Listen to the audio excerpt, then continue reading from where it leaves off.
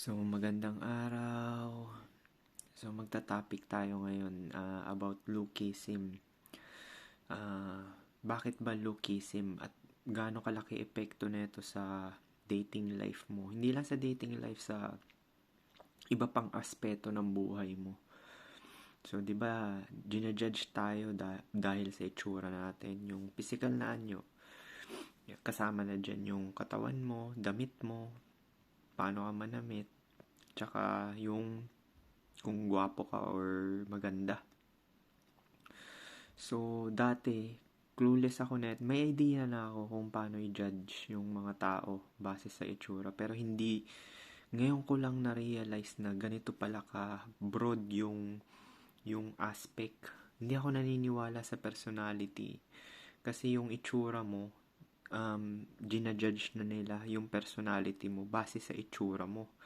Yung first impression last. Totoo yan eh. Lalo na sa mga babae, unang impression, last na talaga. Kaya nga alam nila yan eh, pag unang meet up pa lang, alam na nila kung matutulog sila kasama ka or hindi. So, ayun yung ano.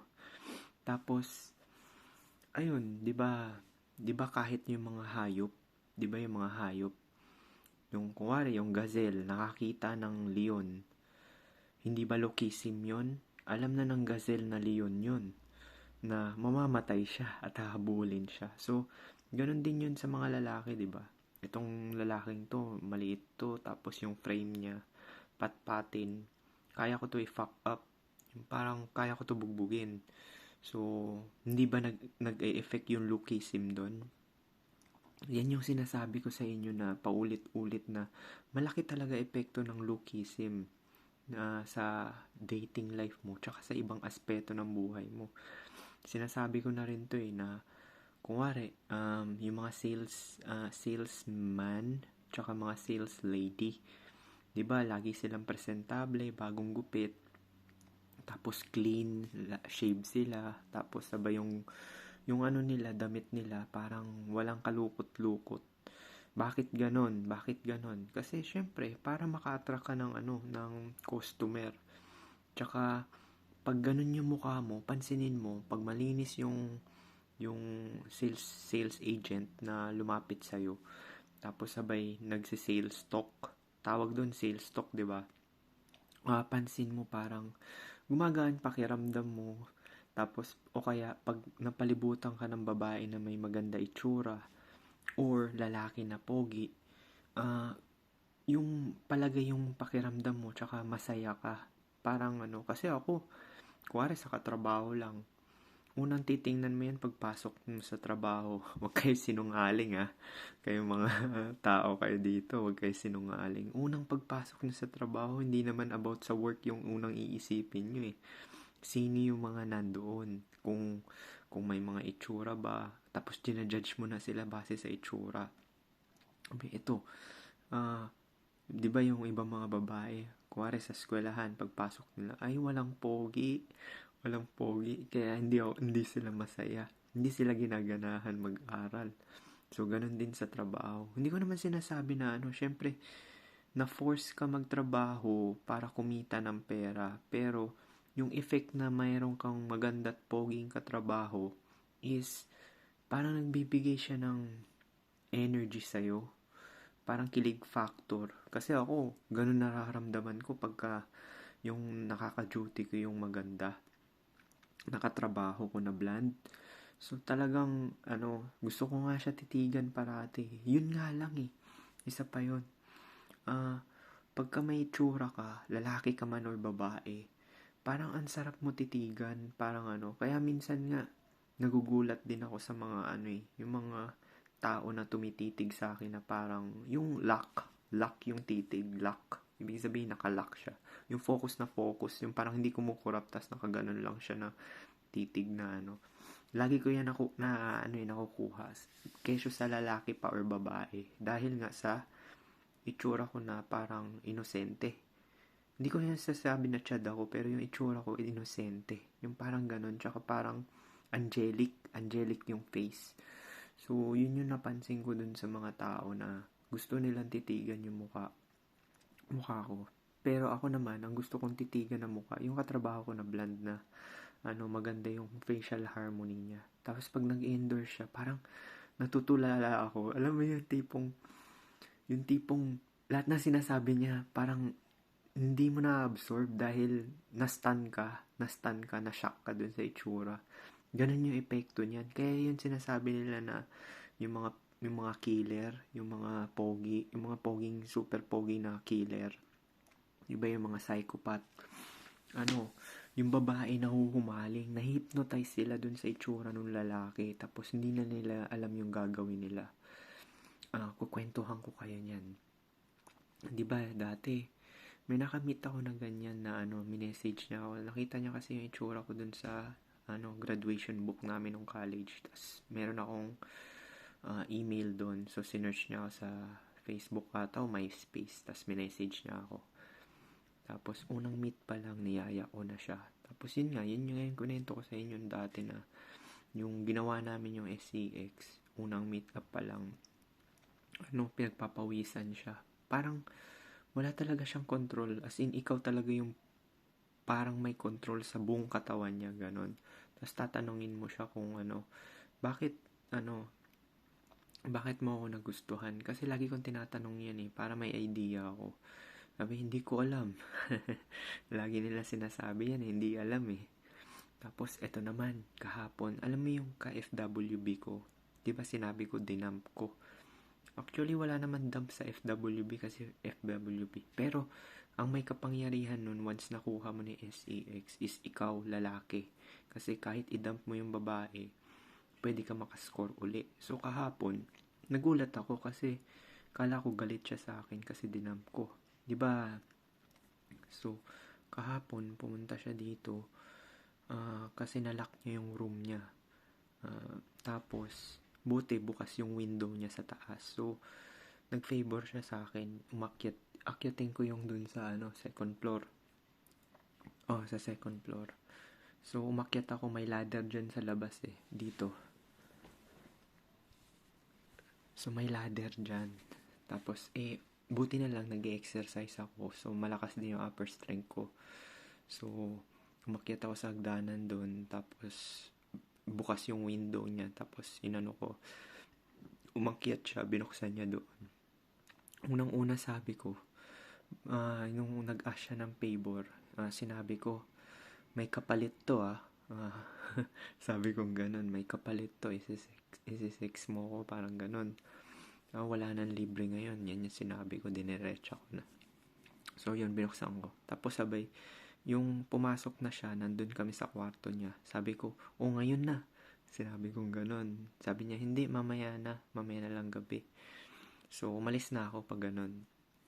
Kasi, alis naman talaga ako kasi bibili ako ng grocery ko.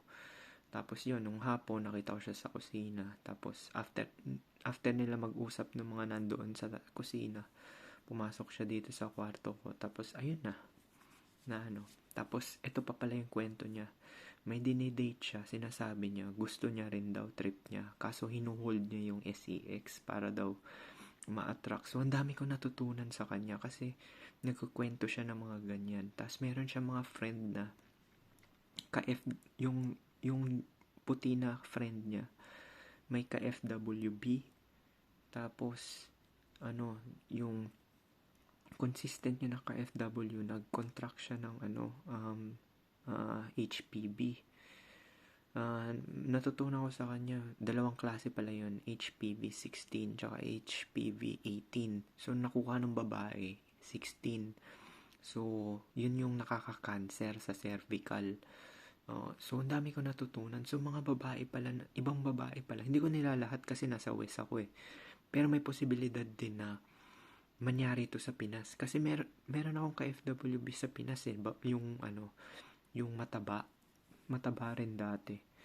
So, yun nga yung So, biruin mo, yung lalaki na dinidate niya, nagsasama sila, nagdi-date, ganyan. Pero hindi niya binibigay yung SEX. Tapos, nagtataka ako sa akin niya binibigay. Wala naman ako effort, nandito lang ako sa room. So, yan yung epekto ng lookism. Parang makakalusot ka sa mga maraming hindi naman makakalusot sa kagaguhan kasi hindi naman ako nanggagago eh. So, makakalusot kayong mga ganyan na senaryo. Yan yung sinasabi ko. Tapos yung sinabi ko may kapalit na ano to ha. Eh kung iba yung ano niya, hindi siya attracted do sa lalaki. Syempre creepy yun, di ba? Or magagalit siya pag ganun. Kasi ibig sabihin, binabastos mo siya. Pero sa akin, since trip naman niya ako, tsaka may nangyari na sa amin, so, baliwala na lang sa kanya yun. So, yan yung sinasabi ko sa inyo na na epekto ng lookism. O, sa business naman, pag-usapan natin business. Lagi ko itong sinasabi.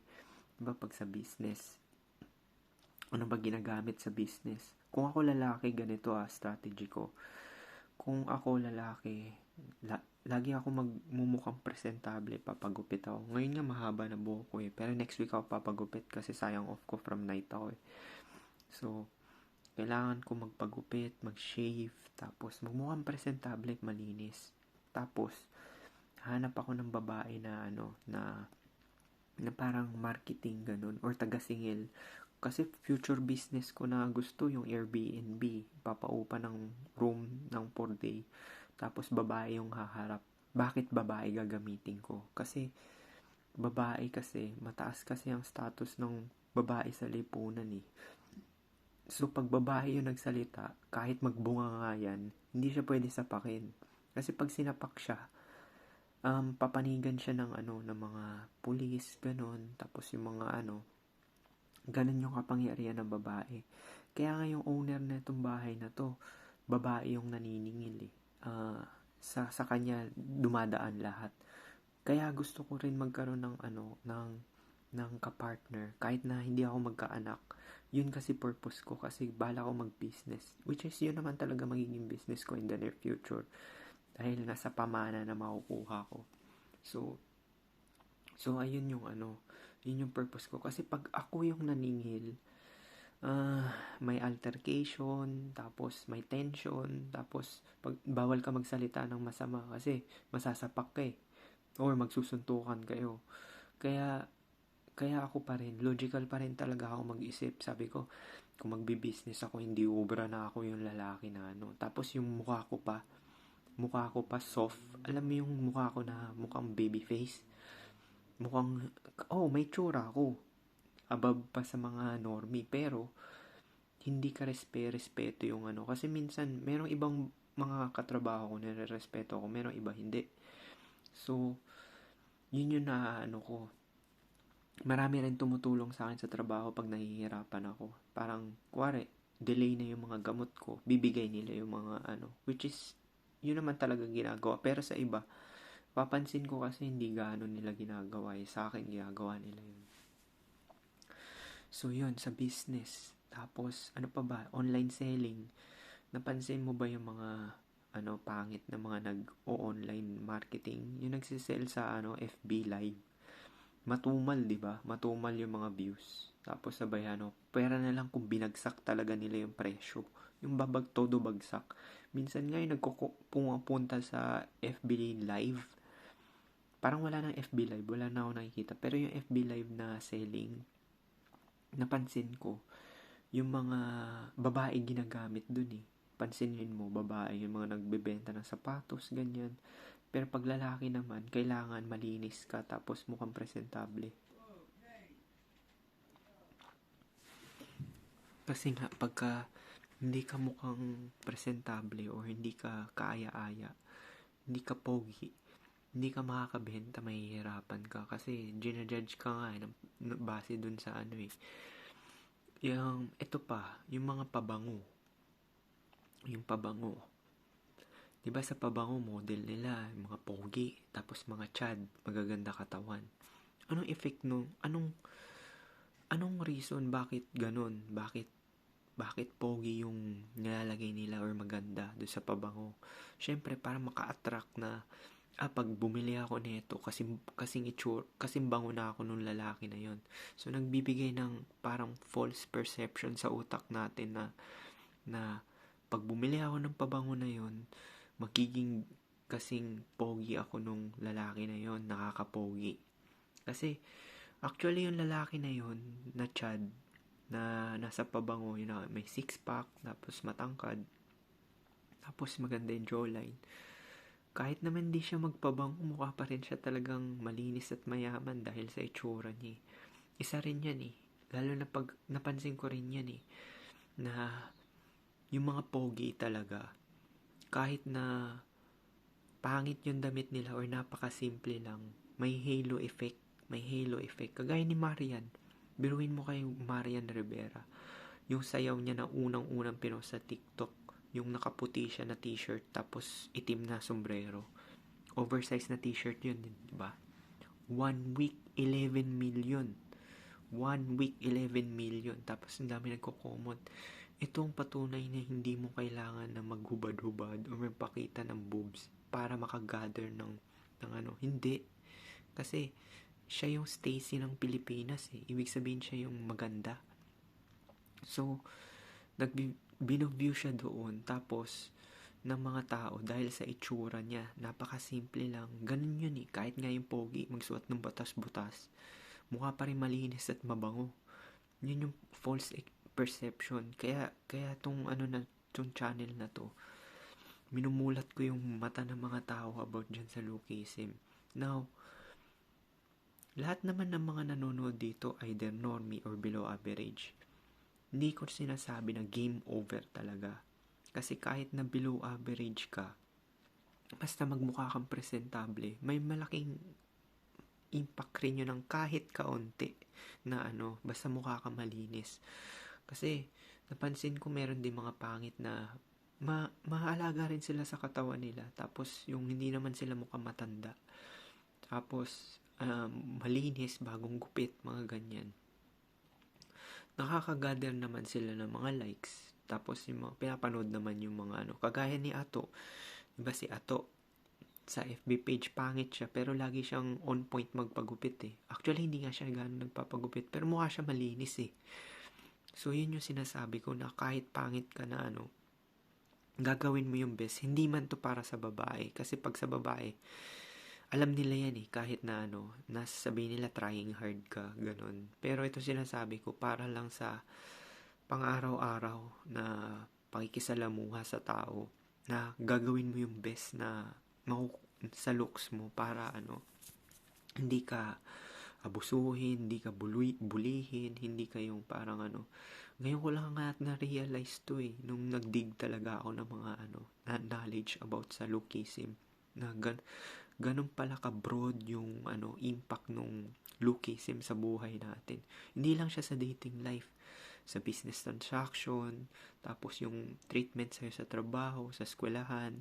Napansin mo ba yung mga binubuli? Nakakita ka bang binubuli na sa eskwelahan na malaki katawan, tapos sabay chiseled yung jawline? Wala kang makikitang ganun, di ba? Ang mga binubuli, mga maliliit na patpatin.